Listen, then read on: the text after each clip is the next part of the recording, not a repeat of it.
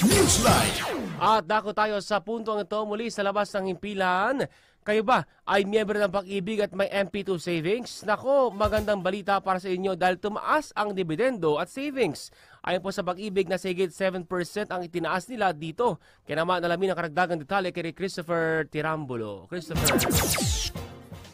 Is bahagyang tumaas ang dividend rate o dividendo na makukuha ng mga miyembro ng Home Development Mutual Fund o Pag-ibig para sa taong 2023.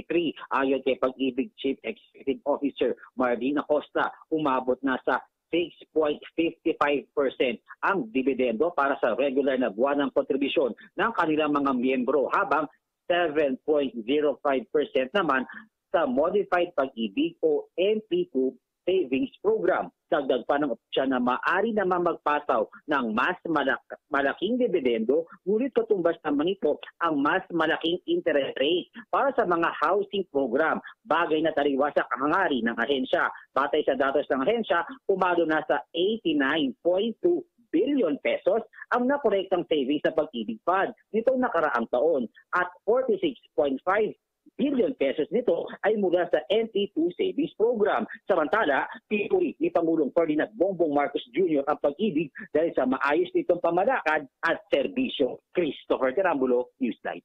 Maraming salamat sa report na yan, Christopher. Newsline.